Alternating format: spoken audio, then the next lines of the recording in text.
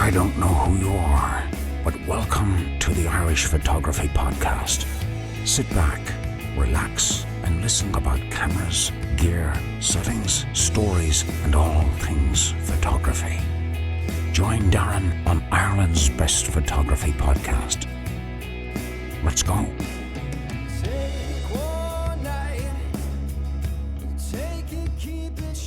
And you're very welcome to episode 141 of the Irish Photography Podcast. My name is Darren, I'm your host this evening, and I'm joined by somebody who I've wanted to have a chat with for a very, very long time. I finally managed to get him to sit down now as well, and I'm really looking forward to hearing his incredible photography journey. David Griffith, how are you getting on, my friend? Welcome to the Irish Photography Podcast. It's an absolute pleasure to talk to you, Darren. Thank you so much for inviting me on. No, you're very, very welcome. And like I say, I have been dying to have this conversation for a long period of time, but I said I'd give us some time, let more stories build up over time. And I think I'm going to be interested to hear a number of your ones as well, because over the last couple of years, I think your photography journey has fascinated me looking in at it. I'm sure it's fascinated you as well, living it. I hope anyway, has it? Oh, certainly has. Yes, it certainly has. I didn't really set out to be where I am today with photography. It's all been a bit by accident, but I'll probably elaborate on that as we go along. I'm sure we'll get into the nitty gritty and the meat and the bones and such like that on it. But I suppose even before we start all this, who is David? Let our audience know. Who are you? I'm an absolute imposter. I've got no Like business, us all.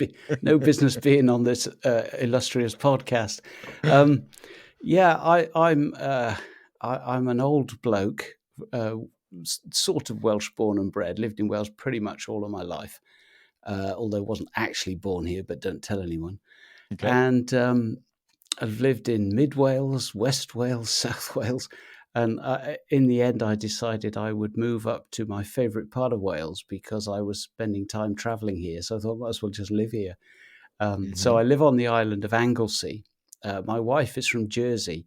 So it sort of is a compromise because she likes island life. But I'm only 20 minutes from the main peaks in Snowdonia, which is where I do most of my photography.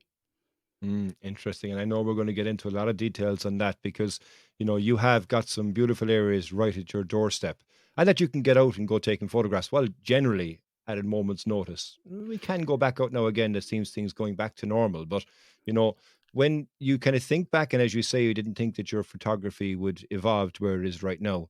How did you get started in photography? Did you start in the film days? I certainly did, yes. I grew up in Mid Wales in a tiny little market town called Llandrindod, Wales. Okay. And we were about 10, 15 miles away from the Ellen Valley Reservoir system in Mid Wales. It's a mecca for landscape photographers.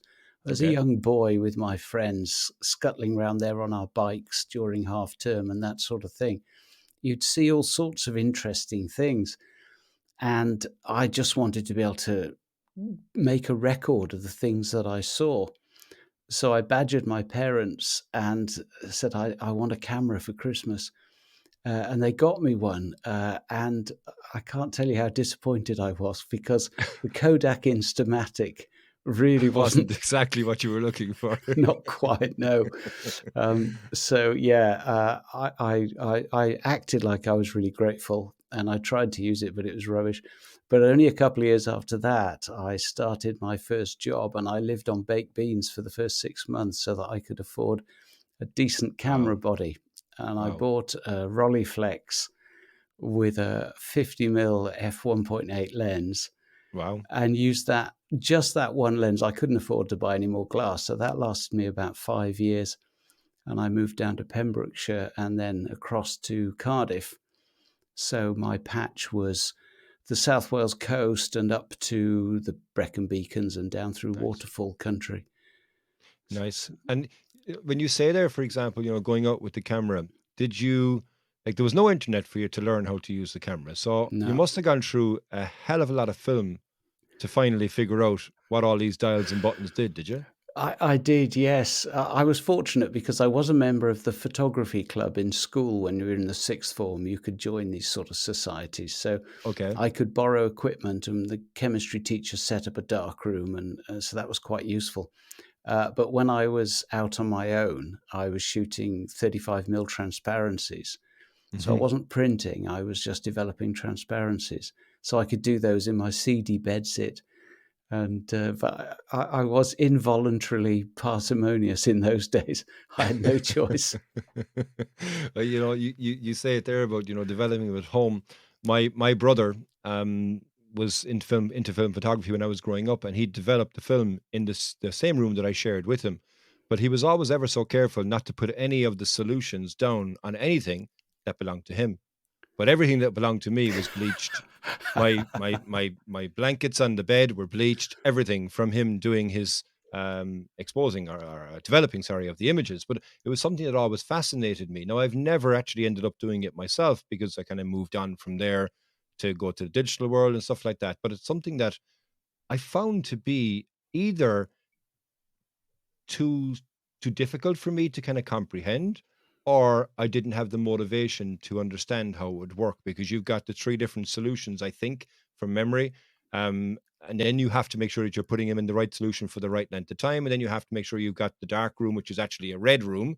And I could never figure that out. I said, why is it called a dark room when it's actually a red room? Dale, my brother's name is Dale. So was it something that you found, even under the processing of the images and the developing of the images, that you messed some of those up as well? Or did you learn that from sixth form in school?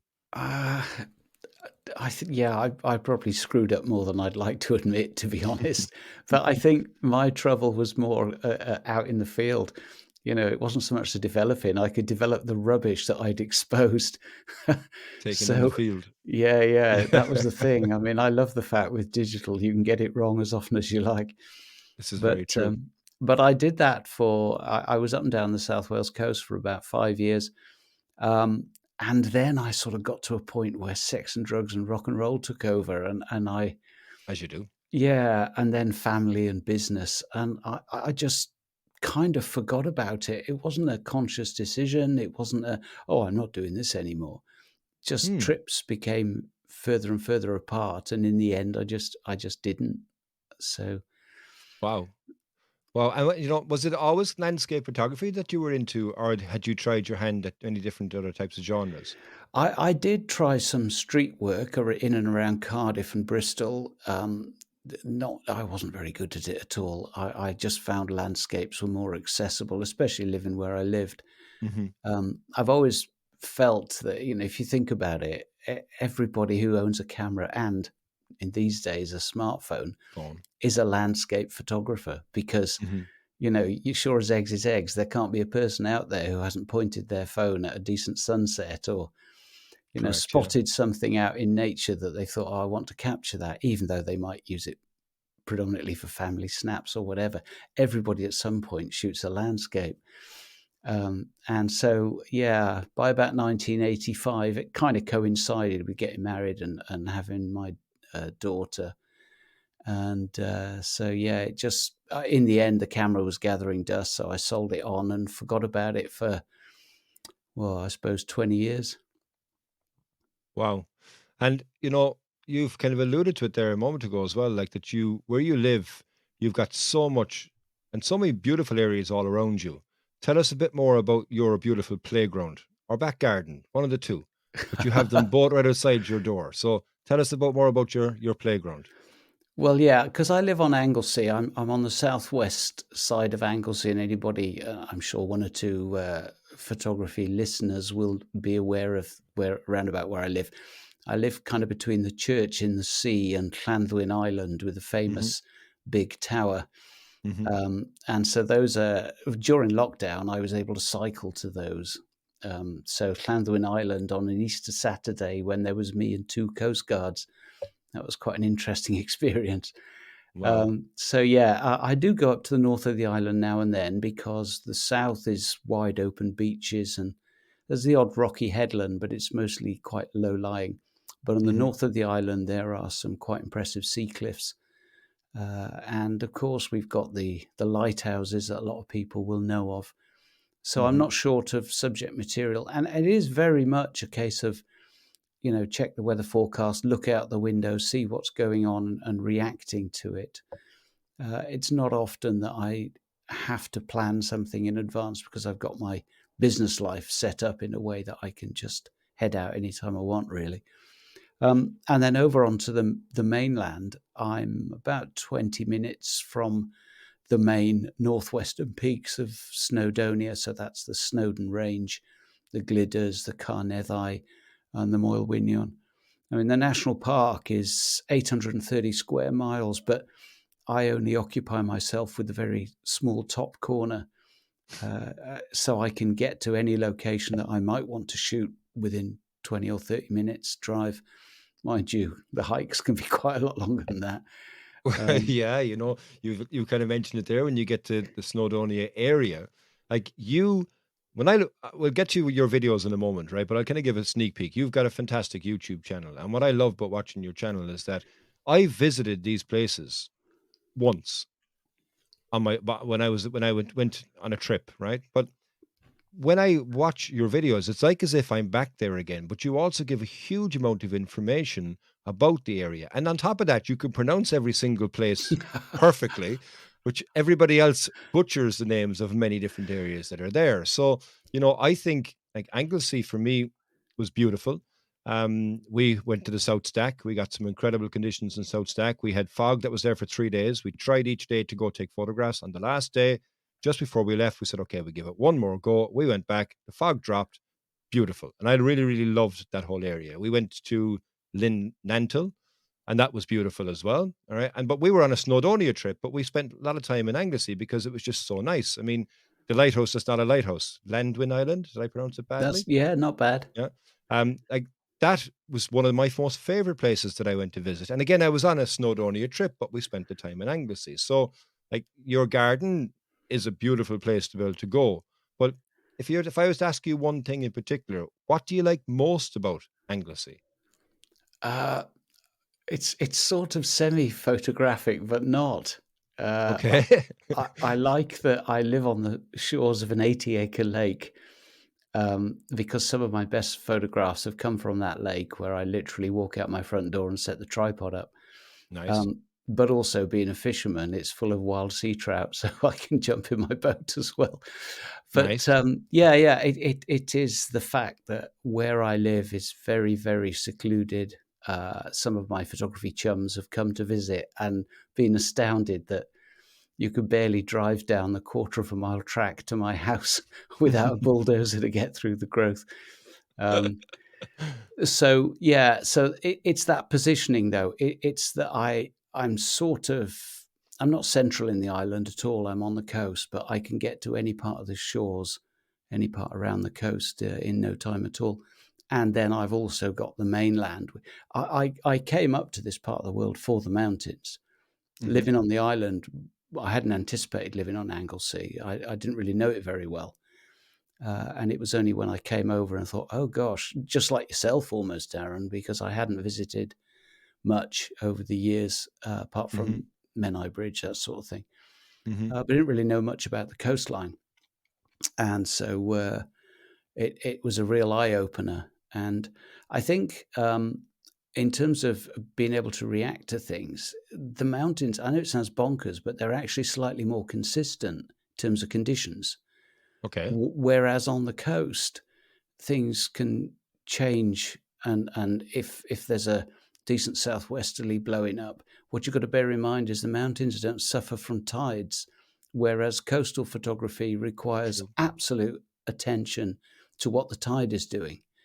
And even, I know it sounds nuts, but the structure of the flow of waves and the patterns that you get will be different depending on whether it's an ebb tide or a flood tide.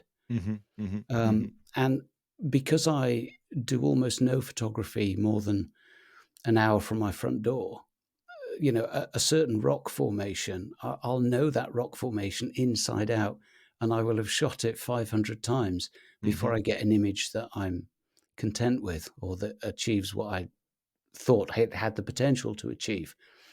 So Anglesey affords me that luxury of some amazing locations, but also the fact that because I'm on the doorstep, I can react to what's going on very quickly. And it's got me some images that I'm very happy with over the years because of that ability to do that. Whereas if you go into the mountains and it's it's a cloudy day, you can bet Hmm. your bottom dollar that the peaks, because the cloud base is usually about 2,500 feet, which means the sort of top 500 feet are, Yeah, are in clogged cloud. in. Yeah, exactly. So there's that, and also the mountains are, you kind of have to work harder at it. So I would have to spend a day in the mountains to get a couple of good images, but I could get a couple of good images in 2 hours on the beach at the right time in the right conditions. Mm. And I think something you mentioned there as well, I think, which is quite interesting, is you haven't got a huge area either around you. So it's quite condensed, but there's a lot to take photographs in different styles in different areas. But if you know those areas implicitly, then all you're looking now for is the conditions as opposed to the area to go to. And I think Exactly that. that's a very interesting way to look at things because, most photographers, they might go to a new location. They now have to find that location, number one. They also have to know where that location lies geographically, where it's going to lie for the light and the conditions that they're going to have. But you now have that almost like the back of your hand that you know where it is. And you look out the window and go, that weather could be great for this place. Exactly. Yeah. And over the last sort of 5 years or so, I've done next to no photography more than an hour from my front door. So there are bits of rock in the mountains that sit perfectly with a backdrop of another peak. So the shape of the foreground rock reflects the shape of the background peak. Hmm. And in Hmm. between, there might be a misty valley, assuming there's Hmm. some mist. And so, you have to haul your tent up there and get up at 5 in the morning to see whether you've got anything. And very often you haven't. And you think, okay, I've had a really nice camping trip. Mm. Um, Mm. but it actually does create some problems insofar as from a photographic standpoint. I'm perfectly happy shooting the same scene 100 times because Hmm. it always looks different, as we know. Hmm. But um, the viewers to my YouTube channel would get a bit miffed if every single trip was the church in the sea or Hmm. Llandwin Hmm. Island. So I kind of Hmm. have to. Sometimes I have to make a trip to somewhere I don't normally go to fill a gap in my channel, and the Hmm. gaps in my channel are getting bigger and bigger of late. And you know what, though? The thing about it is that does that not also help you because it forces you to go find a new location, but you might find a gem that you never even thought of again. And then it's registered in the memory bank that when you do get those conditions, I now have this new area in my locker that I can go to. So it kind of benefits you to kind of step outside the comfort zone, I do think, because you will discover something about the landscape, but you'll also probably discover something about yourself as well. That you know what, I never came here for whatever reason, and why didn't I come here? I'm going to come here more often again thereafter. Have you found that? Oh, yes, absolutely. You're 100% right there. Yeah.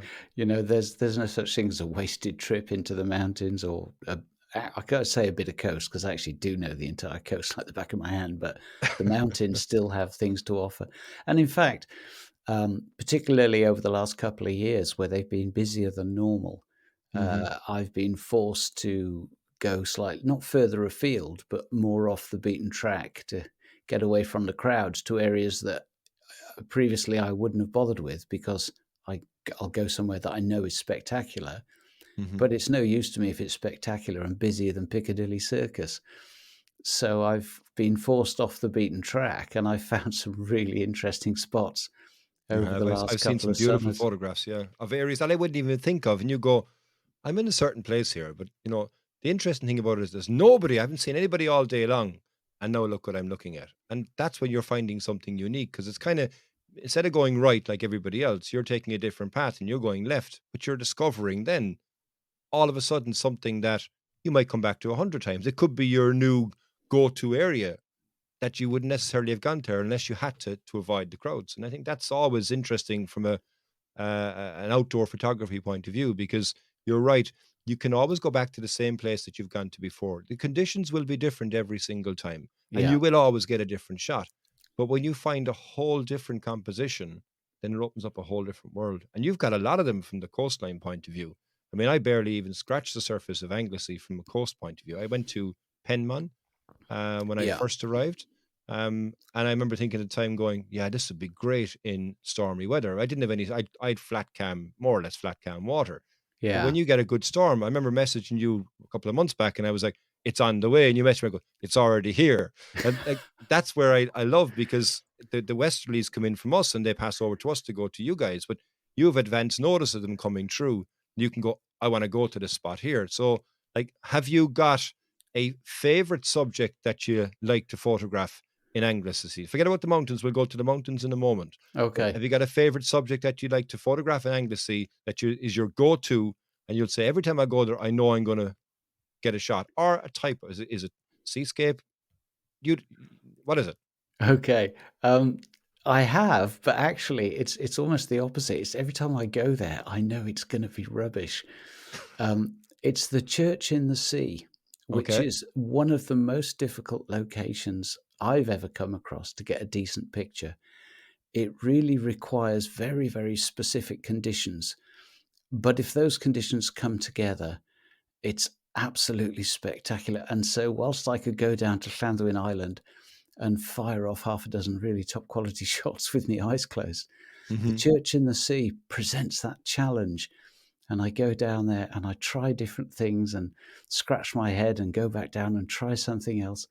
And it helps that it's only about 1.5 miles away, but I've spent so many hours on that rocky moonscape of a beach at low tide thinking, I'm almost determined to make a decent low tide picture so that I can share it with people, Mm-hmm. because I know so many photographers who've come here and been disappointed at how difficult it is to get a good shot, because the conditions that you need, a very high spring tide or a really strong southwesterly, those sort of conditions don't come together that often. But when they do, my goodness, it makes it all worthwhile. So it's almost like playing the lottery, and you still play Mm-hmm. it every week, but one day your numbers will come up. Yeah, one day it'll all match. Yeah. So let me Yeah. ask you, what is the ideal situation? So if you were to win the lottery for landscape photography conditions for the church in the sea, what would the conditions be? It would be a howling gale straight up the Irish Sea, about a southwesterly, with a very, very high spring tide, and ideally a named storm, so we get a bit of extra storm surge as well, Mm-hmm. because that's the way that you get the church completely isolated, because it isn't really in the sea. Even at high tide, on a neap tide, you can still walk out without getting your knees wet. But it's such a rocky moonscape at low tide. It's so messy that it's very difficult to get a shot. And so, yeah, it's that heavy storm. I have a photograph on my Flickr page which illustrates that. There's a Okay. particular wave pattern you get, where you get a sort of zigzag of waves. And if you time it just right and you can keep the spray off your lens, you might just get a shot. And what does the sky need to be doing? Do you need some crepuscular rays coming down right above on top of the church in the sea?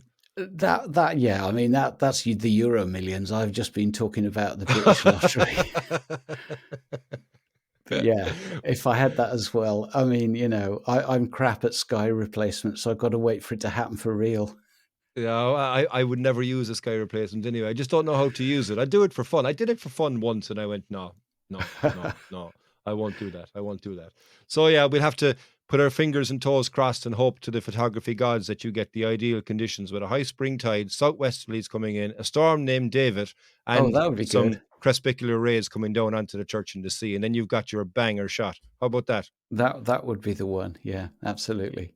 So, yeah, look, we'll do our fingers and toes, David. Best of luck for that one. What I'm going to do right now is I'm going to take a very quick break, and I'll be right back because I want to talk to you more about the mountains and your passion for the mountains. So, we'll be right back after this. If you're enjoying this episode of the Irish Photography Podcast, why not jump back and listen to the back catalogue we have of episodes, where you'll get some great insights from fantastic guests, gear reviews, lots of hints and tips, and above all else, keeping you company while you drive or relax. Thanks very much for listening. Please consider subscribing, leaving a review wherever you're listening to this podcast. And you're very welcome back to the Irish Photography Podcast. So, David, like I alluded to there in the first part of the show, I want to talk to you more about the mountains, because the mountains are something that you are really, really drawn to. Tell us why. Oh, where do I start? Um, I at the just base. yes, exactly. You park up, you try and find a parking spot.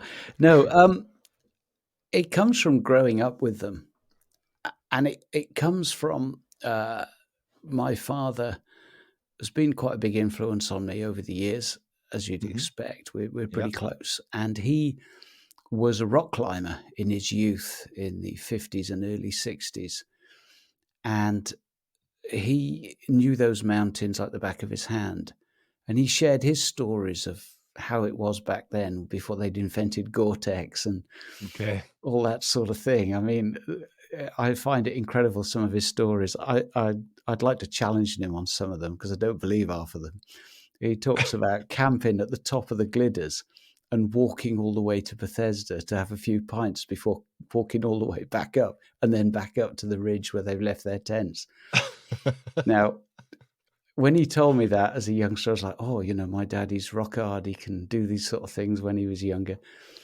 Now I know exactly where his tent was pitched and that it's a good sort of 5 or 6 mile hike plus several thousand meters of elevation. Wow.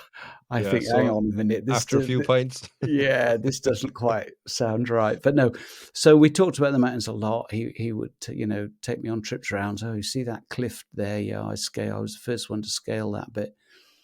And there's a couple of routes actually named after him because he was the first one to do those routes.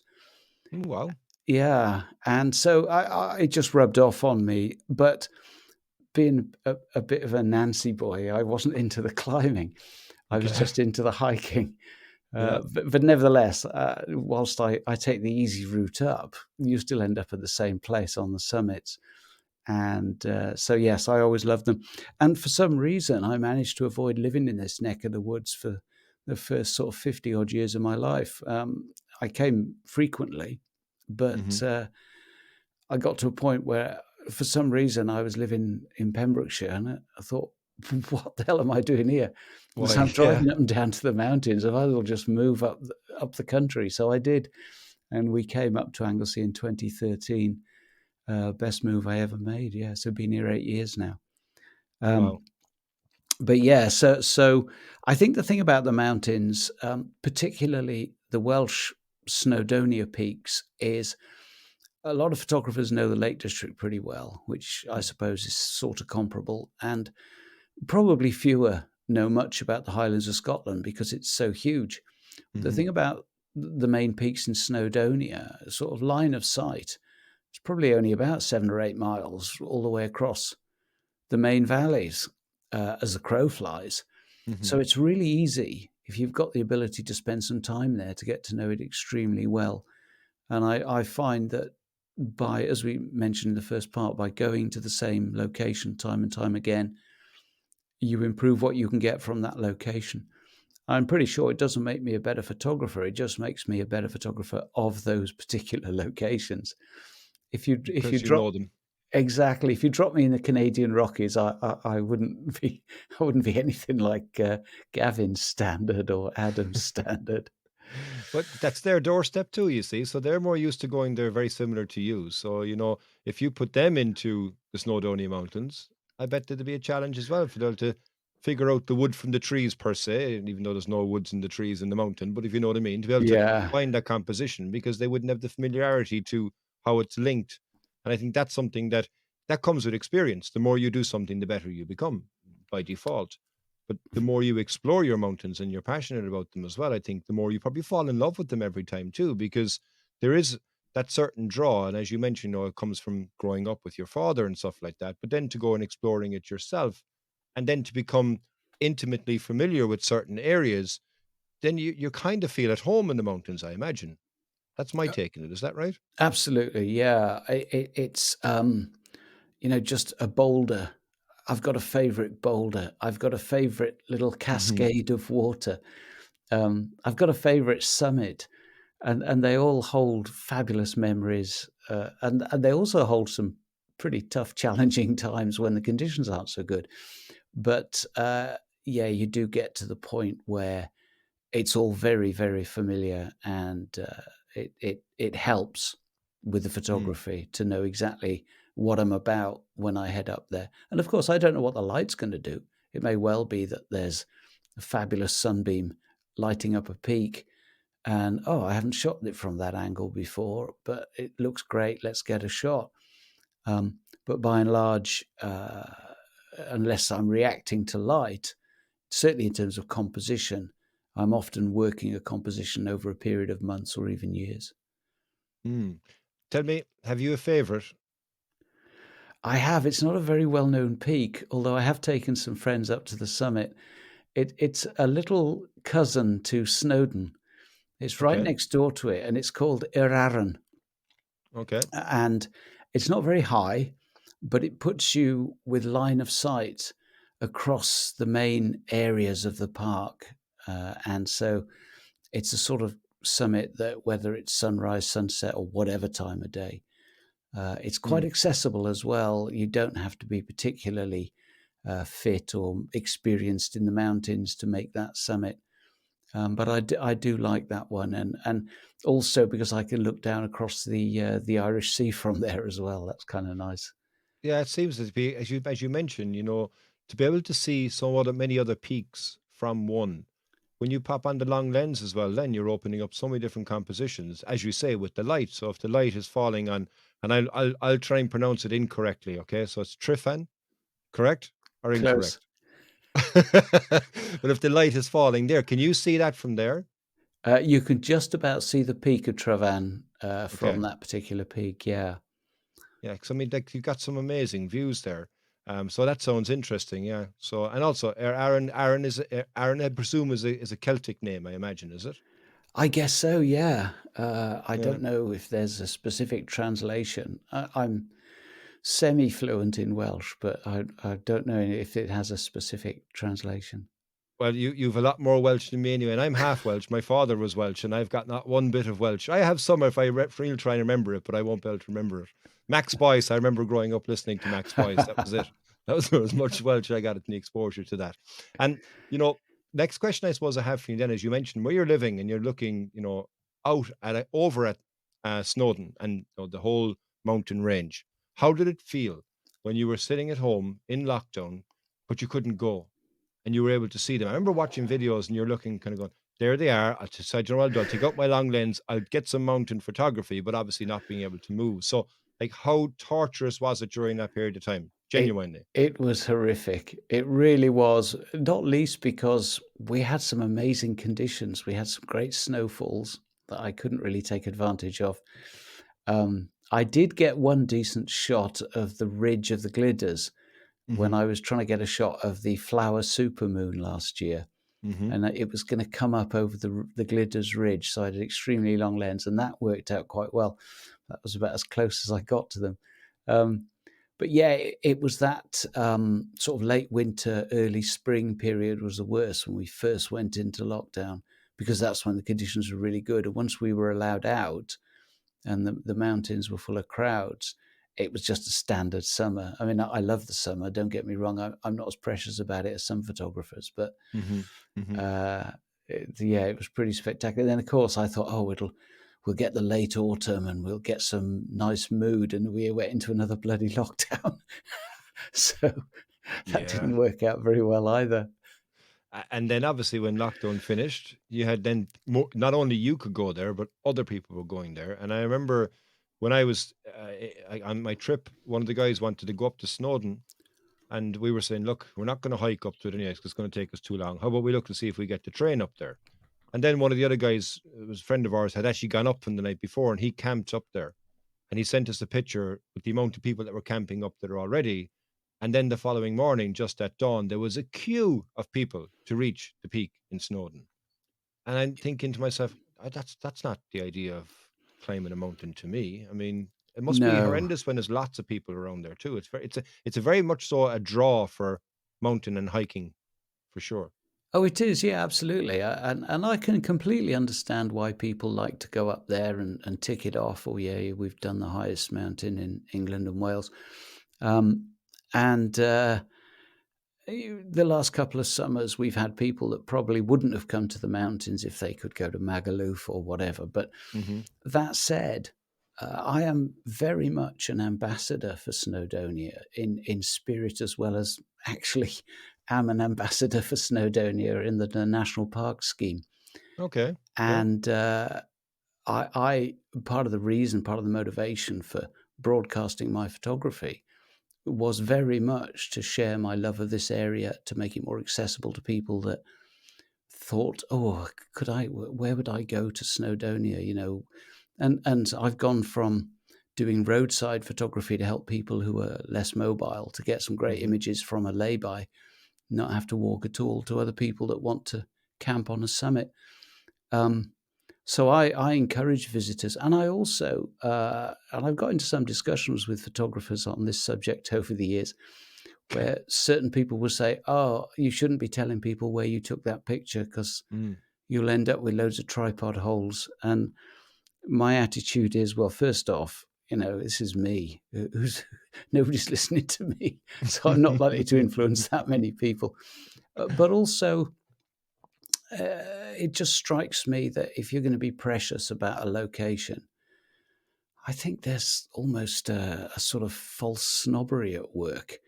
Because if somebody else pitches up and gets a great image, or doesn't get a great image but has a great time, really enjoys themselves, challenges themselves maybe, that's great. And I love that people write into me and say, oh, I just had a trip to Snowdonia. I watched some of your videos. They were really helpful. And the location guides on your website and all that sort of thing.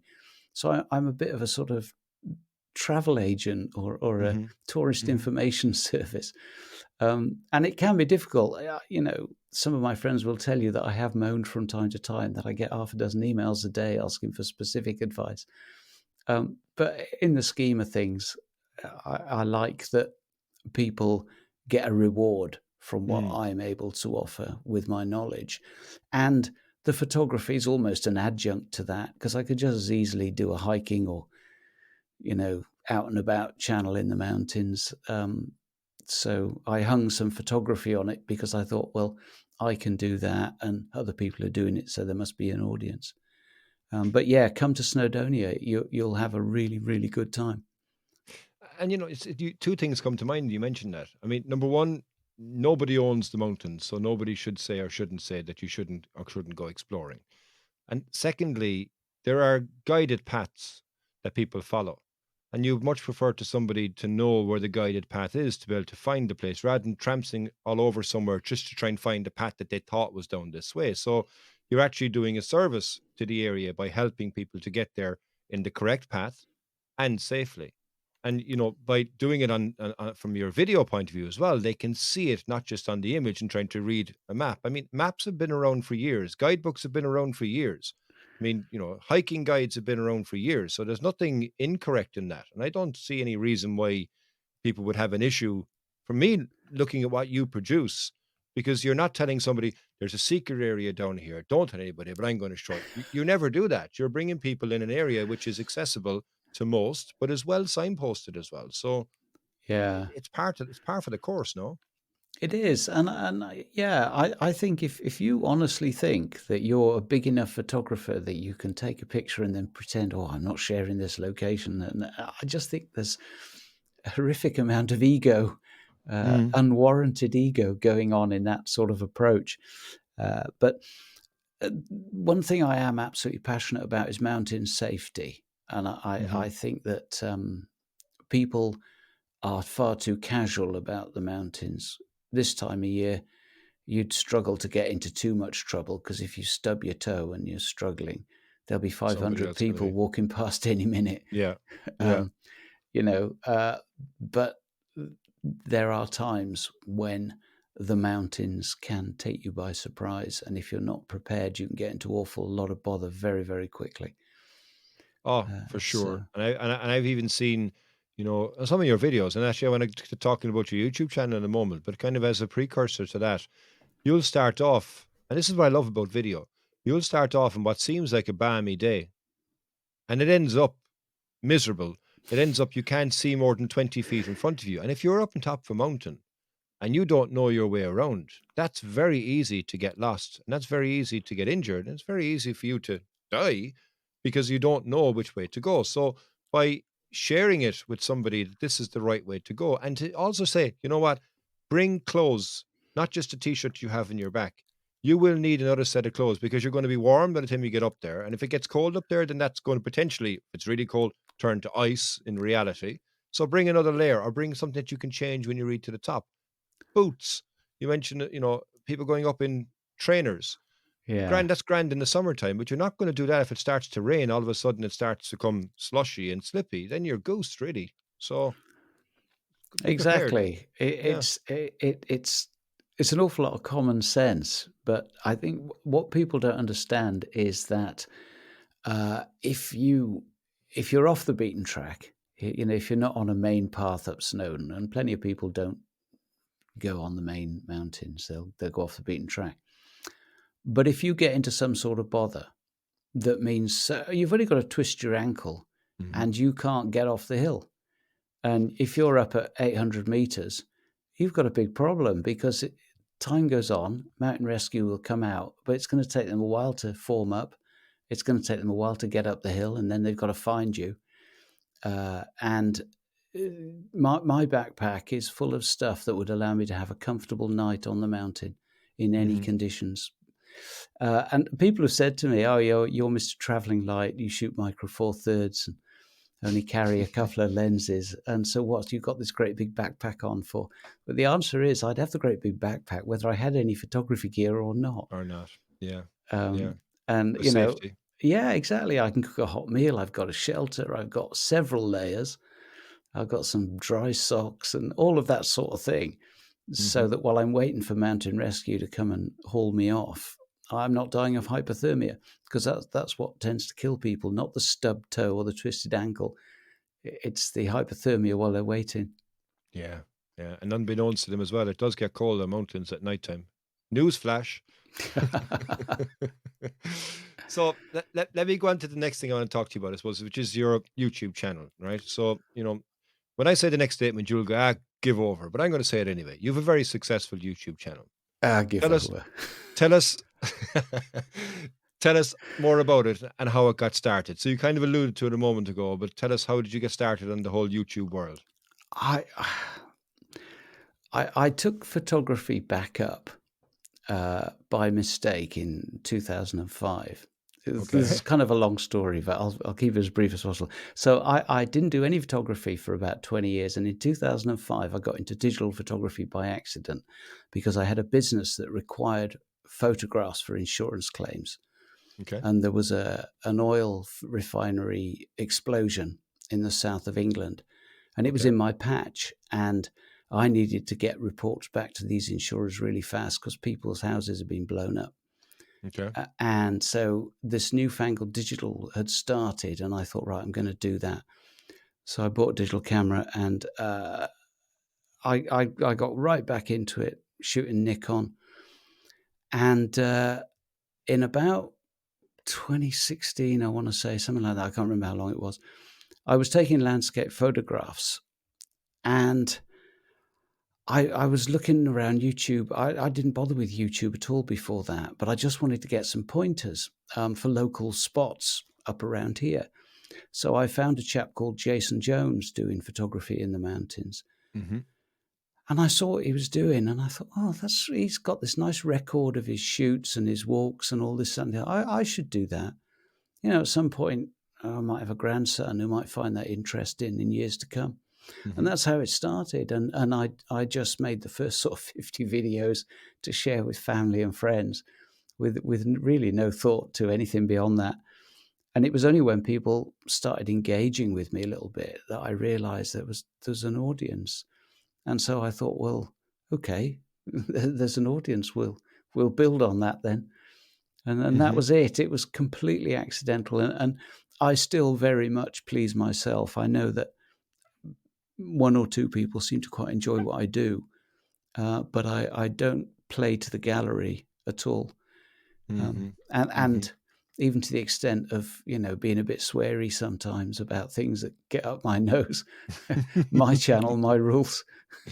Well, you know what? You're probably dead right too, because at the end of the day, it is your channel. It is your rules, And like I said a moment ago, what I enjoy about your channel is that it's very informative.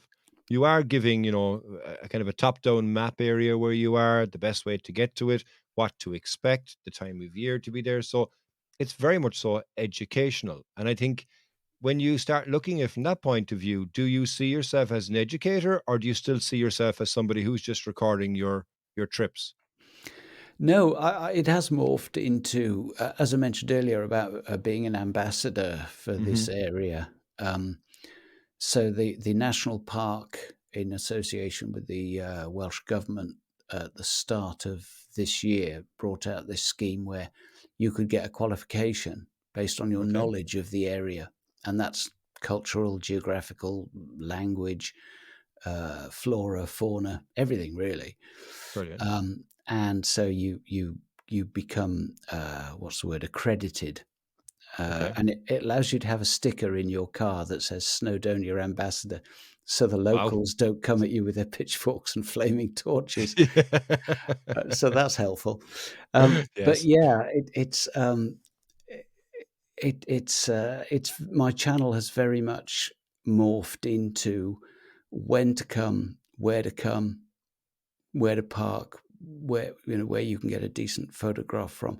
And I still do a little bit. I talk a little bit about settings and composition, but I'm by no means qualified to teach anyone photography. But I feel I do have something to offer in terms of this area and how to get the best from it as a photographer. And through the medium of YouTube, like bringing the image to life and telling the story behind that along the way, trials and tribulations and everything else. I think people are quite they're they buy into the person. I mean, I buy into you watching your channel because I where's he going to go today? What hardships is he going to encounter? Is he going to have profanities? Yes or no?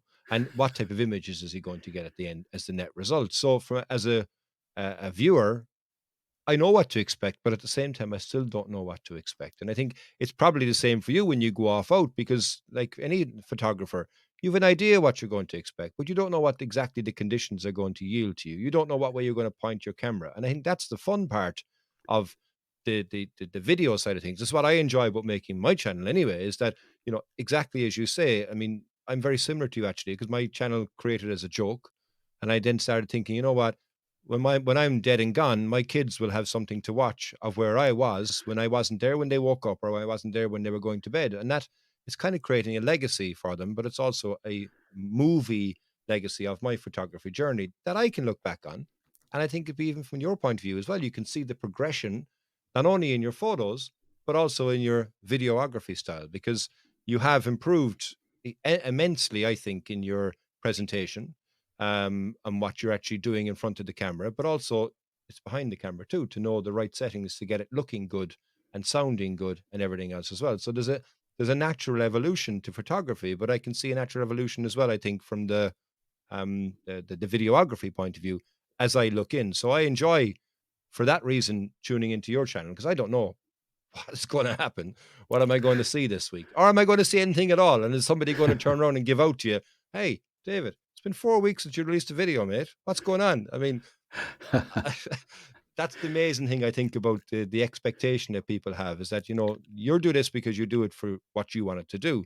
And if you create a video, you create a video. So be it. But like, what do you enjoy most about the YouTube world? Or what do you least enjoy about the YouTube world?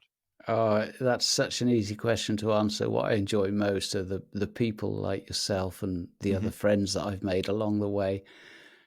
People with a shared interest, and we have so much fun with it, particularly on our weekly pubcast Hmm. that is due to come back at some point.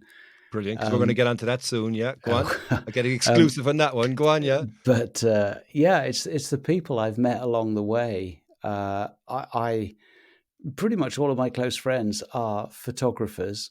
Some are also YouTubers, um, and one or two live quite local, and we get together now and then. Hmm. And yeah, so it's the community.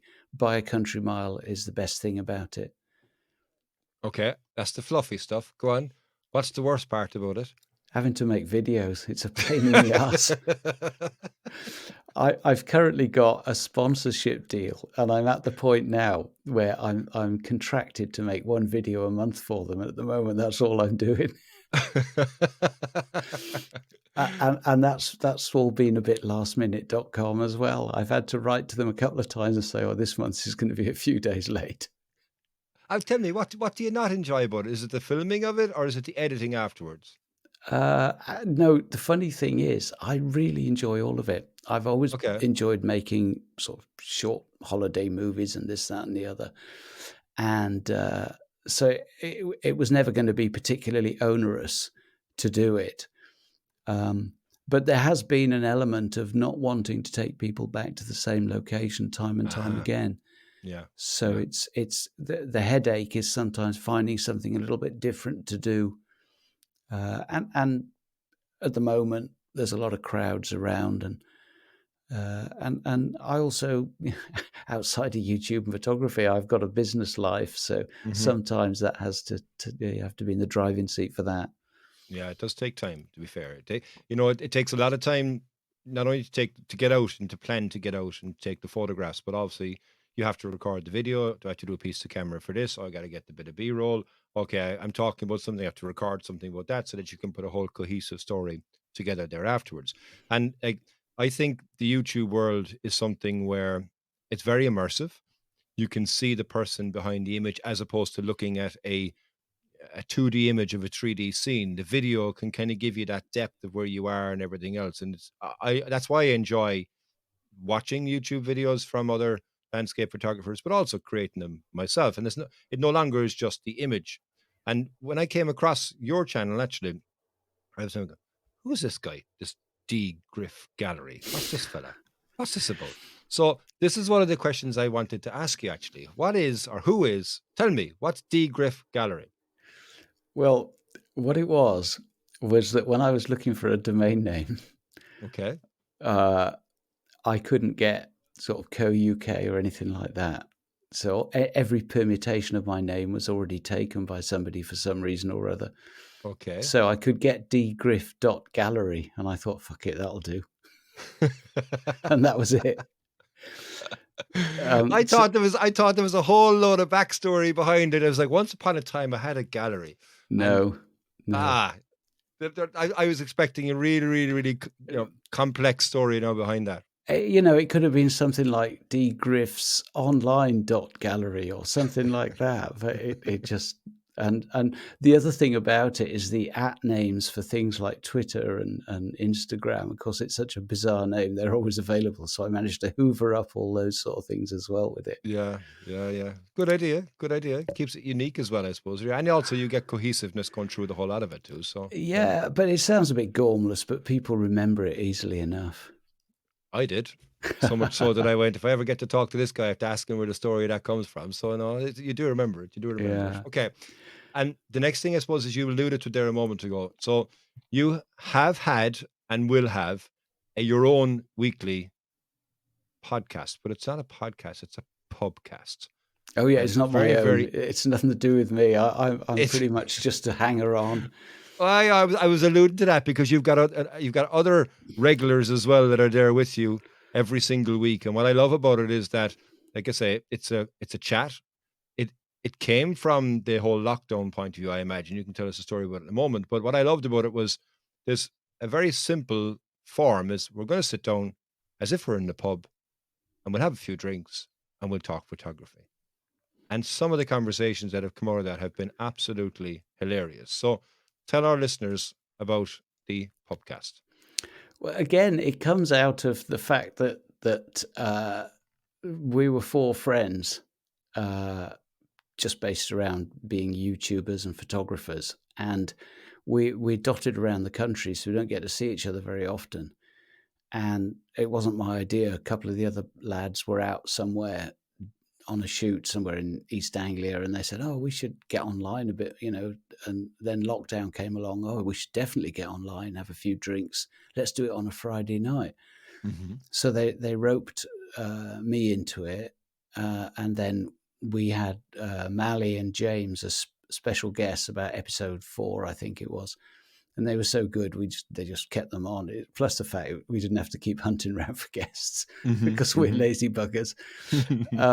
But it's entirely run by Gary Norman, who's just the most amazing guy when it comes to organizing things. He handles all the tech and keeps us in line. And we sort of have a loose running order because we found in the early shows that either we got too pissed too early, if we peaked too soon, and it's kind of bizarre because we don't always all drink. Very often, none of us drink particularly, but sometimes one or other will drink. I have been extremely drunk on one of them, and Mally's been extremely drunk on God knows how many of them. Yes. But yeah, so and James just drinks tea because he's a bit lame. Yes, and that's exactly, he's a bit lame, for drinking but tea. there's a loose running order because we sort of ran out of steam, and of course didn't come across like that because Gary is a master of editing. But the recording process was a bit agonizing, so we sort of have a loose running order. But it's not all photography, of course. There's sort of current affairs and Music. Six blokes in a pub and desert island discs and any sort of bonkers idea we can come up with. And what's absolutely bizarre is that people have tuned into this drivel, because initially there was no thought of it going on a channel. It was just going to be us chatting, and then we decided we'd stick it out on our individual channels and rotate it round. And I mean, the thing is, most of my audience tuned into my channel because they were interested in my switch to Olympus. And then when I put this Pubcast on, my subs fell off a cliff. Oh, did it really? Yeah. People didn't tune in for this sort of nonsense. So tell me, there's you, there's Gary Norman, Re-Photography. Darren Knight, who's he lives in Cambridge, spends a lot of time in the lakes this year, is doing some amazing stuff in the lakes. Yes. Gary hasn't done much lately, but he's multi-talented. He does all the editing, the sound work, the video work, and he cranks it out in no time. Yeah. We record 3 or 4 hours on a Friday night, and by tea time on a Saturday, the finished article's online. So hats off to Gary because he's done an amazing job. And then there's Jamie Overland, just the nicest guy you could ever wish to meet. I've been out with him. He was in the mountains with his family, and he managed to blag a sunrise. The deal was got to be back by 10 o'clock or something like that. So I took him somewhere that was relatively accessible with only sort of 20 minutes walking. He had a fantastic morning. That was the first time I'd been out with him. And we just got on like a house on fire. And he was so chuffed because the previous day he'd climbed Snowdon with his 2 lads or 3 lads. He's got sort of late teenage, sort of university age boys. Okay. So they had a sort of boys' day out climbing Snowdon. He was so chuffed that he was still alive the next morning. Survived to tell the tale. Yeah, but he's kind of like the quiet man of the Pubcast. He'll say something when he's got something useful and pithy to contribute. And then, of course, Mally and James just settled straight in. And Mally subsequently decided that he couldn't commit to recording every Friday night. So we then started getting a special guest star in each week. Again, all organised by Gary, who's contacting people and getting them organised. Brilliant. And Brilliant. So and we did 52 episodes, and then decided to take a summer break. We're having a meet-up in the Lake District at the end of September. We'll probably shoot a trail for the new season and then kick it off in October, I think is what we're looking at doing. Brilliant. So you're coming back after your summer holidays, and you're going to be on the piss again then for the winter time and settling back into hibernation and then shoot the shit on the different photography stories. If it is talking about photography, because as you say, I've listened and watched nearly all of them, I think, actually. And there's a bit of photography thrown in there. Yeah, there is a bit. Yeah, just a smidgen. But it's interesting because there's actually quite a lot of topics that have come out, while we've been off air. I'm sure we'd have something to say about NFTs and that sort of thing. And there'll probably be the UK Landscape Photographer of the Year Awards will be announced before we recommence. So we'll probably have something to say about those. Yeah, I'm looking forward to it. It's going to be a good return, I think, anyway, to the Friday night in the pub. And again, I'll give links to this in the show notes if anybody hasn't watched it or listened to it or anything like that, because I would really recommend, if you want to go to the pub and listen to people talk shit about photography for an hour and a half, 2 hours, 3 hours. All depends on how flow the conversation is, but it's always entertaining. So well done on doing it. I'm really looking forward now to you coming back onto the next iteration, season 2. Yeah.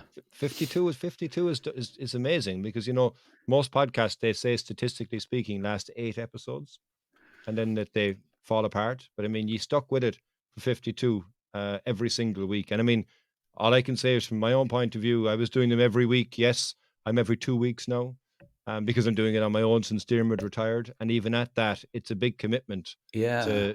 to make sure that you're there, you set the time apart, that you do it, and then you have to edit it as well afterwards. But yeah, it's a phenomenal show. Well done in your successes so far, and I'm looking forward to season 2. Okay. Thanks a lot. I've 2 final questions before we go to break. Okay.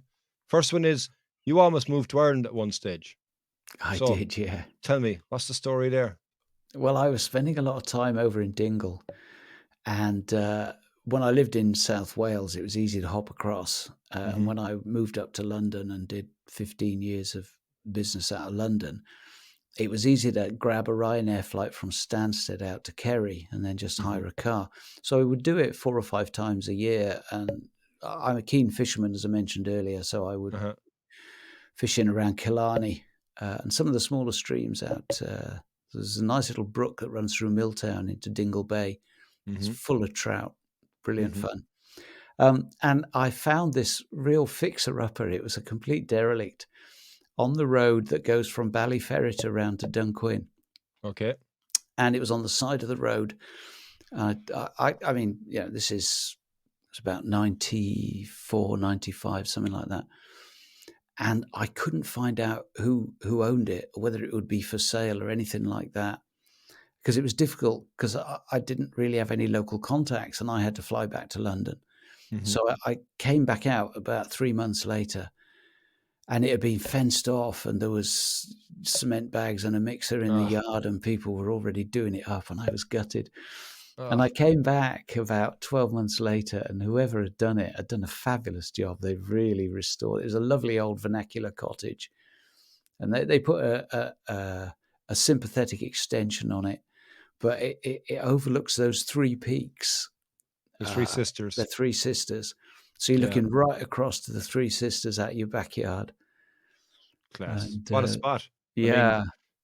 I remember, actually, was it this time last year? I think it was, actually. I had a video released, which was the 3 sisters, and you sent me a comment going, that was a house I nearly bought. I can nearly see it in one of those images. I'm like, what? Really? Yeah.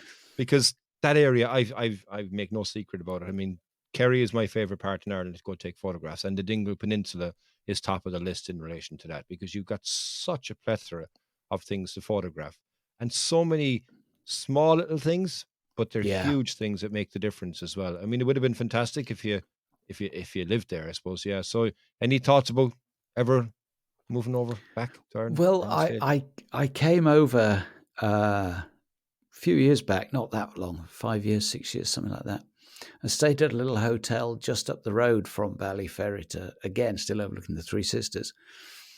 And there's a house next door to it, which is derelict. And the whole same process took over again. But then I saw sense, because by then I was living where I live now. So the lovely Mrs. G said, look, it's a lovely part of the world, but your family's over here. You live somewhere that's comparable in terms of scenery. So, let's be realistic. But it's a fabulous house. It's a cliff-top house. It's round. It's completely round. It's next door to a hotel called Gorman's Clifftop Hotel. Okay. Which it's only about 10 minutes out of Dingle, something like that, quarter of an hour maybe.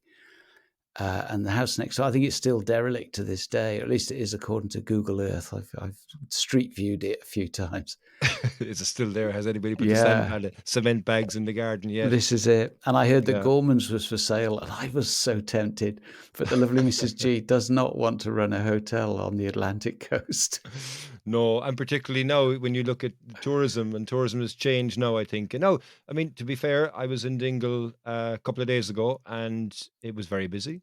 Lots of tourists there, a lot of Irish tourists as well now, because with staycations and stuff like that, everybody's rediscovering the beauty that we have. But what a phenomenal place to even visit.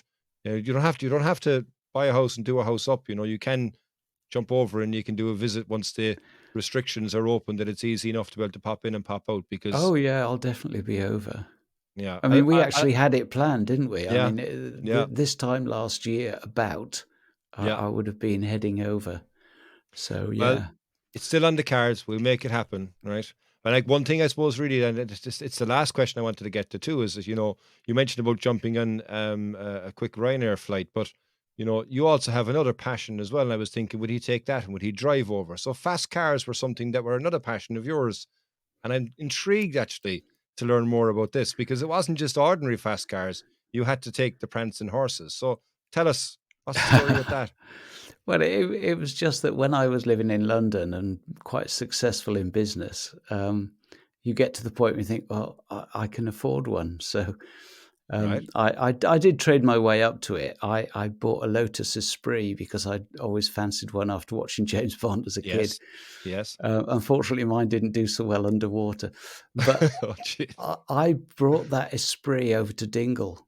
And there's a funny story, because when I went to the garage, it was the last of the Esprits. They stopped making them in '99, so it Right. was one of the very last ones to come off the production line.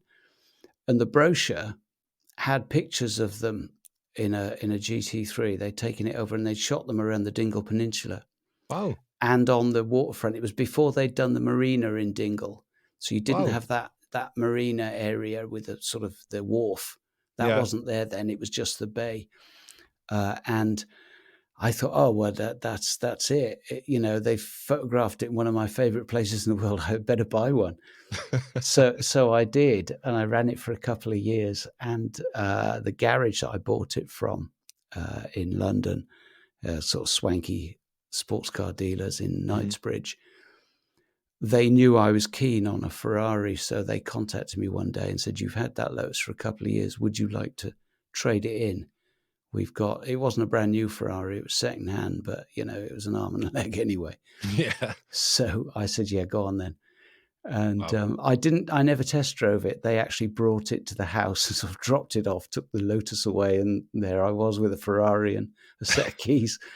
But I was quite fortunate because I lived about 20 minutes from Silverstone, and I joined the Ferrari Owners Club, so I got to throw it around Silverstone quite a few times. Nice.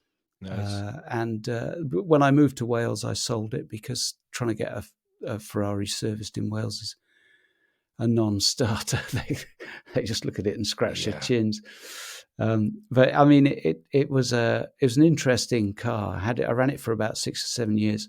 I went all over Europe in it. Me and Nice. Mrs. G used to follow Formula One around the summer Nice. season, Monte Carlo and Monza and that sort of thing.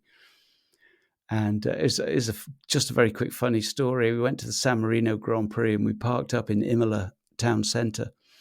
You go to any sort of Formula One venue and there's local farmers and people, sort of local entrepreneurs set themselves up, and the school kids had put a handwritten sign on a bit of cardboard, the school playground, and it said parking €5 or something.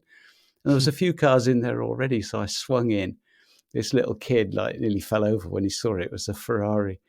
Anyway, he come up and he said, €5, please. And I said, no. I said, here's 25. And if you're still here guarding the car when I come back, there's another 25 in it for you. So we went to the race. We came back and there was a circle of little 9-year-olds with their arms folded, with their backs to the car, standing around it like the mafia. I have to say, it turned out to be a fair bit more expensive because there was about 20 of them, and I couldn't, in all conscience, give them €20 to split between them. So it cost me about €100, I think, in the end. But the car was safe, so. Yeah, wise decision. And you know what? Really, really good thinking as well. So yeah, it's interesting that you've gone through that and you took it to the F1s, as you say, but you've applied the rationale that you get as well, because farmer kids, and not even just farmer kids, but local areas will always try and make a quick buck when something big comes to town. Exactly. So, when you saw that and went, okay, yeah, I want a fiver here, here's 25, mind it.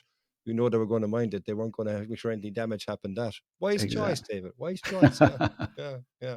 All right. So look, I'm going to take one final break, and I'll be right back. I have 3 questions that I ask every guest, and I'm looking forward to hearing your answers. So I'll be right back after this. If you're enjoying this episode of the Irish Photography Podcast, why not jump back and listen to the back catalogue we have of episodes, where you'll get some great insights from fantastic guests, gear reviews, lots of hints and tips, and above all else, keeping you company while you drive or relax.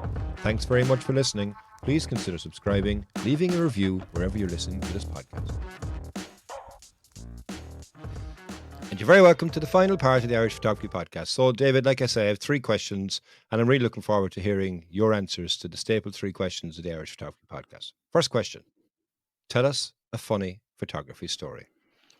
Well, I must admit, I thought it was funny, but I'm not sure the victim will agree with me on this one. They're always the best ones. Exactly. So there was a small cohort of us, some of us from the Photography Pubcast. There was Darren Knight, there was James Burns, Mally Davies, and myself. We also had another friend with us, but he's not a YouTuber. So anyway, I thought I'll take them up to the favourite mountain that I talked about previously, Araran.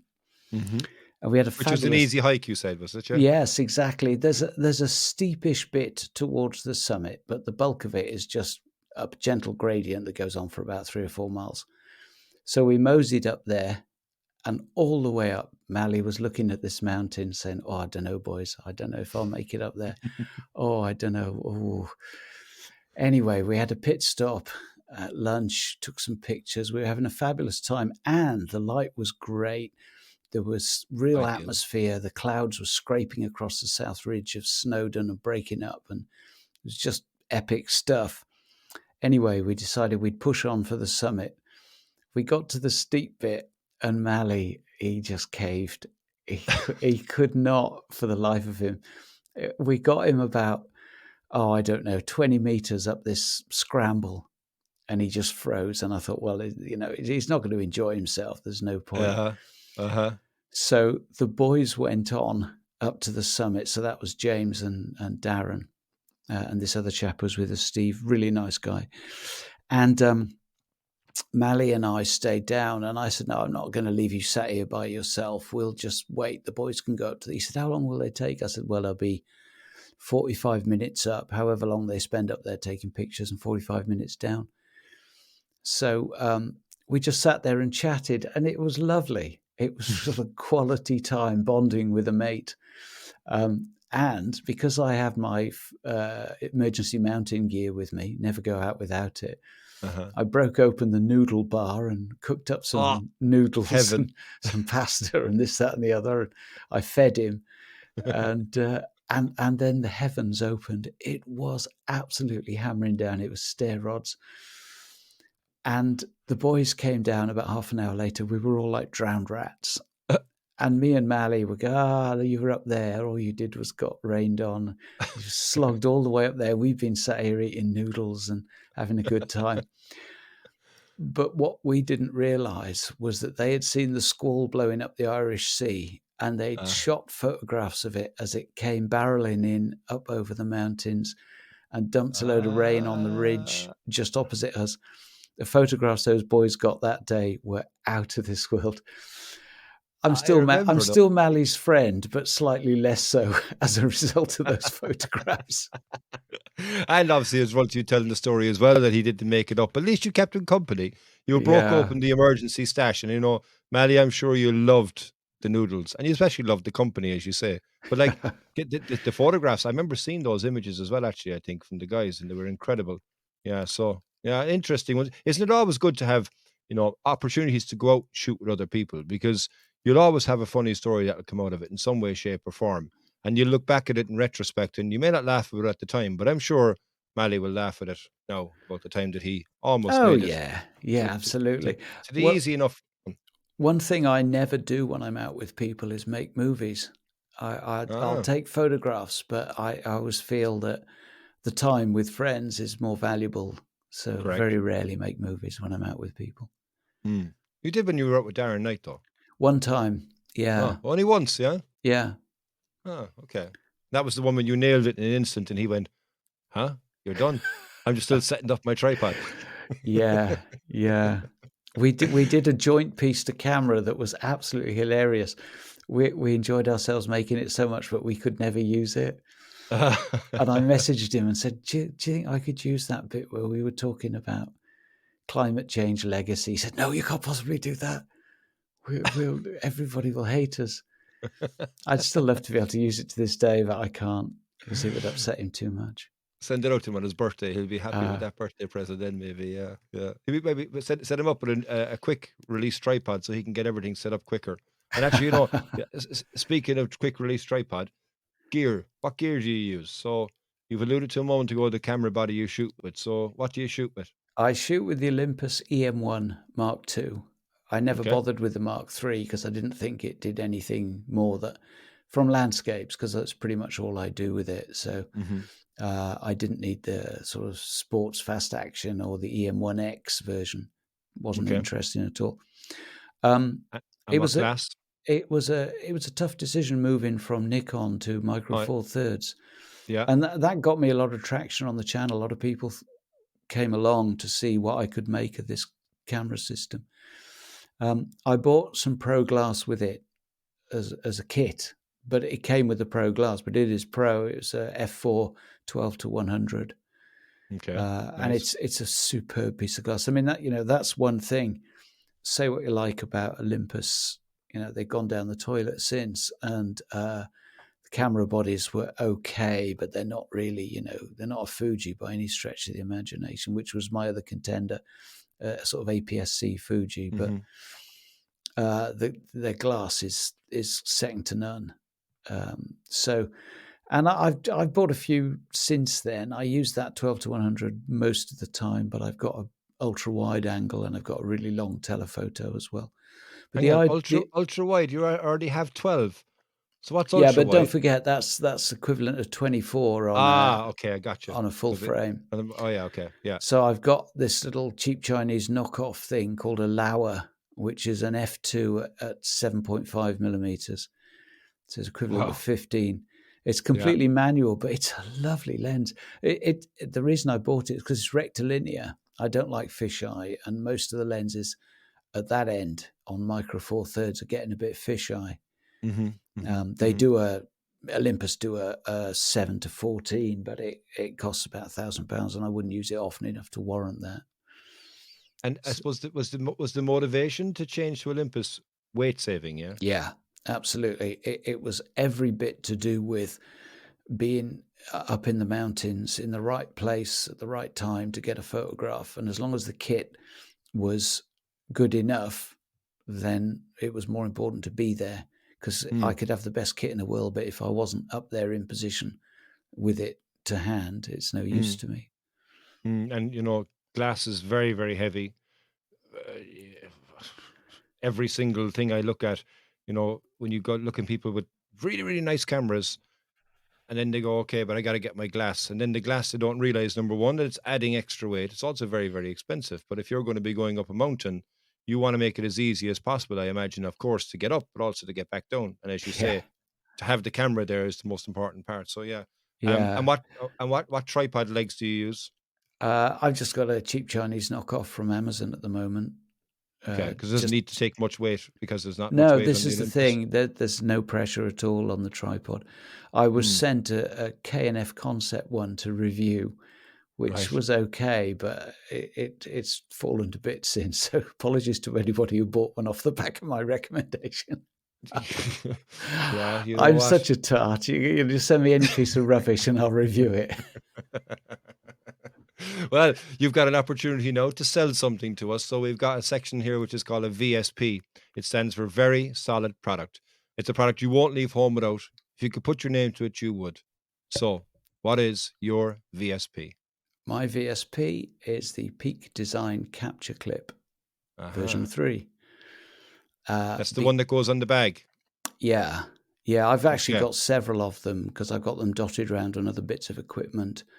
So I just keep the clip on the plate on the camera, and because it's Arca Swiss compatible, so it'll still go on a tripod. I can't use I could use an L bracket on my camera, but I wouldn't anyway. I buy the necessity of L brackets because I'm only shooting micro four thirds. I can drop the camera over on its side on the tripod if I need to. But the capture clip, what it does is it keeps the camera to hand. I don't understand somebody in the mountains with a camera in a backpack, because you'll get a flash of light on a peak that might be there for 5 seconds, might be there for 30 seconds, but usually it's moving through pretty quickly. And you just don't even bother attempting getting the camera out of a backpack. You just know you're not going to get it out in time. So people don't bother. And I've got a portfolio full of images that I couldn't possibly have got without the camera being to hand. That's interesting, because like you say it, mountain light is very much so dynamic light. It changes very, very quickly. And because you get the peaks and the light can come through the peaks and you get the cloud formations, you get the atmosphere and everything else.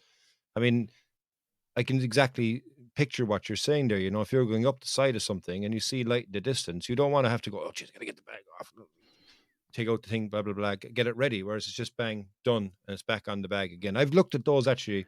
I was thinking about getting one, but then I said, no, I won't get one because I probably won't have the opportunity to need to use it.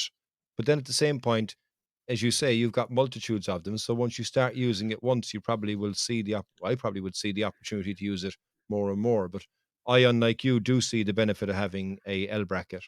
And that's the reason why I didn't get it. Yeah. 3-legged thing do an L bracket with a capture clip adaptation on it. Do they, yeah? Yeah. I mean, you're adding a fair bit of weight to the overall rig, but they do it, and I understand it's pretty good. I mean, I was a bit like you in terms of, well, I don't know, it's quite an expensive little square of steel or aluminium, whatever the hell it is. I don't know what it's made of. But I've got a friend who came out for a hike with me, and he said, oh, you should get one of those capture clips because you're always having to wrestle your camera out of the bag. And he swore by it, and he was shooting a Canon full frame body, so it was colossal. And he was I said, do you worry about it? He said, no, solid as a rock. I mean, let's be fair. If cameras started dropping off them, Peak Design would be out of business in seconds because word would soon get out. Yeah, of course. Yeah, of course. No, it's a very, very good VSP. I think, it is something that I know a lot of people that have. And I see it again, you and your videos, you have it. It's there, you're walking along and then bang, you can grab those images. And it's funny when I look at the video again, you'll be walking along and you'll say, yeah, I didn't have time to film something here, but I captured around 5 or 6 shots of fleeting light. Whereas for me, I'll have the camera bag. I got to put the camera bag down. I got to faff around, got to take it out. Whereas there, it's simple. So yeah, no, I agree. It's a good VSP, and good that you've got many of them as well, so that you can have it in whatever garment you're wearing or bag you're wearing or whatever on that trip. So, we're almost there, David. Can you believe it? I can't believe actually we've gotten through all these questions so quickly, but it actually isn't. It's gone so quick because they say time flies when you're having fun. I've only got 2 more final questions for you, and they're 2 standard questions really. So, what's next for you, and where can people find more information on you? I suppose the short answer to what's next is more of the same. Okay, one a month anyway, for sure. Yeah, I did have quite a few trips planned before COVID happened. I'd been to Toronto with some friends. Simon, with Simon, but he introduced me to some other people over there who are now friends, and I wanted to go back and do a bit more in that neck of the woods. Also, we were going to go up to Banff and shoot the Canadian Rockies. Nice. So that was on the cards, and then it wasn't. I had a trip to California penciled in for about last September. That's the chap that recommended the capture clip to me. He lives just north of California in bushfire country. And we were going to do a sort of road trip up through the Eastern Sierras. I've been there several times, but really not as a photographer. I've been there fishing for trout in the mountain streams. Okay. So I'm going to go back with a camera. So there was that. There was the trip to see you. That we had planned. And also, believe it or not, I had a speaking engagement booked north of the Arctic Circle in Norway. Wow. And that got shelved. So I'm hoping to resurrect that. So actually quite a bit of travel. And also there's a region of southern Italy I want to take the cameras to. I really enjoyed your Dolomites series, but I want to go down to Calabria where the mountains meet the sea. I like that sort of thing. Yeah, Italy is beautiful, and I'd go back there again. I want to go to Tuscany, actually. That's one area I want to go to. But it's funny you say, with the Dolomites trip, I loved it. It was incredible, but it was too much snow. I'd go back there again in the autumn time when you actually have a foreground interest as opposed to just snow and a peak. But yeah, it was a good trip, and hopefully you'll get over to the Emerald Isle pretty soon, and we'll reconnect you down to the beautiful Dingle. Yeah, well, that's probably the first one on the agenda, to be honest, because that's the one that's most feasible at the moment. Yeah, and we got to drag Darren Knight over as well because he wants to come visit too. So, Good. and Mally, she said it might be a Pubcast on tour. I know I did message Gary years ago and saying we should do the Irish Photography Pubcast, but we'll have to do something if you're over. We'll have to celebrate it. And the final one, I suppose, really is where can people find you? Where are you online these days? Well, I've got my main website at dgriff.gallery, which is easy enough to remember. Yes. And then, of course, there's my YouTube, same name. And I am actually on Twitter and Instagram and Facebook, but I don't interact a great deal. I look at stuff. So yeah, your best bet if you want to see what I'm up to is have a look at YouTube, because that'll give you the best flavor of what I do. And if you're interested in the mountains, that's where I share the most information. Well, I'll put all the links to all of your relative social channels below, and I really recommend that people go watch your YouTube channel and just, immerse themselves in the beauty of the areas that they have, and obviously in you as well, in your presentation of the areas as well. So yeah, David, it's been an absolute pleasure to have you on the Irish Photography Podcast. Thank you very, very much for coming on. I hope you've enjoyed having a chat with me, and sure, I will no doubt see you face to face, I hope anyway, within the next 12 months. Let's make it that way, will we? Yes, absolutely. Thank you so much for inviting me on. It's been a pleasure. No, it's been great. So from me in Ireland to you in the beautiful Anglesey, Slán go fóill. Diolch fawr iawn. Brilliant. Hey guys, if you dig what you're hearing, why don't you jump over to iTunes, Spotify, or wherever you get your podcasts. Give us a 5-star rating and don't forget to share with your friends. With all that done, we'll see you next week, and remember, keep shooting.